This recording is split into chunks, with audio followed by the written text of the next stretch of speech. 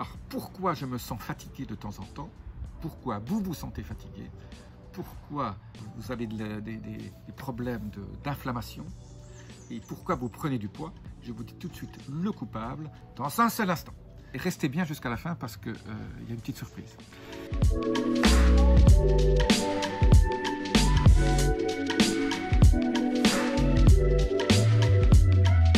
Je suis Jean-Marie Buterlin et vous regardez Vie augmentée.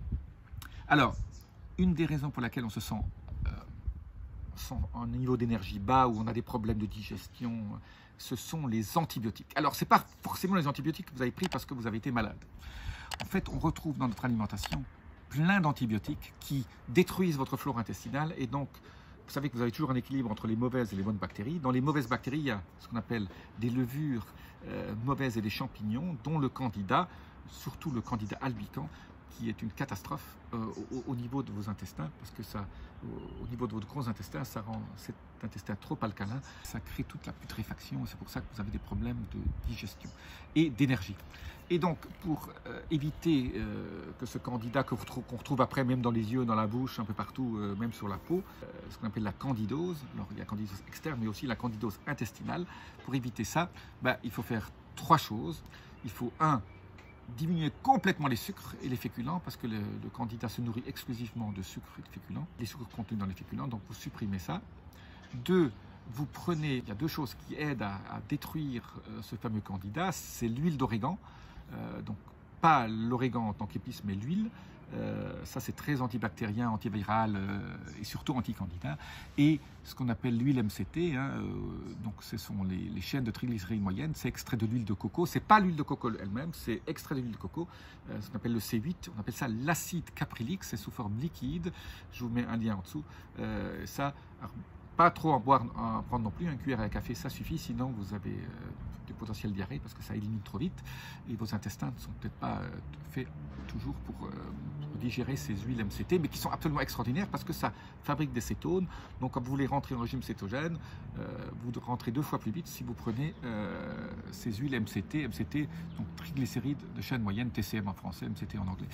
Donc j'ai bien parlé du sucre, mais surtout, il faut éviter de manger les choses qui détruisent votre flore intestinale. Alors, qu'est-ce qui détruit votre flore intestinale? Ce sont toutes les protéines animales qui ont été nourries aux antibiotiques. Ça va du poisson d'élevage à la viande rouge, même à l'agneau, même au poulet, surtout les poulets. C'est absolument une catastrophe. Donc c'est pour ça qu'il vaut mieux devenir végétarien. Si vous n'arrivez pas à acheter si c'est trop cher, ou vous n'arrivez pas à trouver de la viande absolument parfaite, il faut manger des petits poissons gras, voilà, manger des œufs bio, ça c'est encore abordable. Donc évitez tout ce qui est protéines fait à partir de viande non bio. Alors, y compris le soja. Le soja, si vous n'êtes pas sûr qu'il n'est pas OGM, le problème du soja, c'est que c'est extrêmement difficile de trouver des sojas non OGM. Évitez surtout le maïs et tout ça.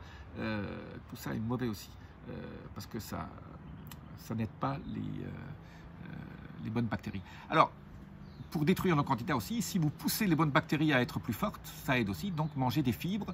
Alors la meilleure fibre que j'ai trouvée, j'ai fait une vidéo spéciale là-dessus, c'est le céleri bio.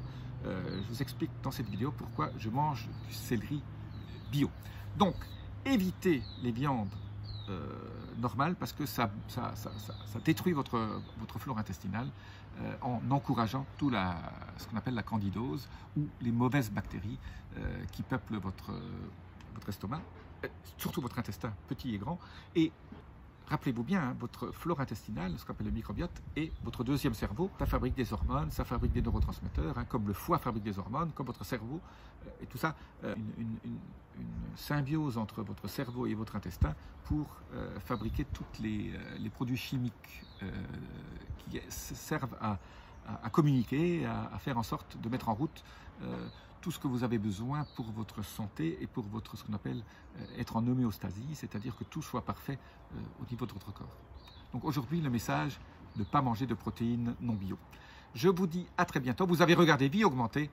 Masté.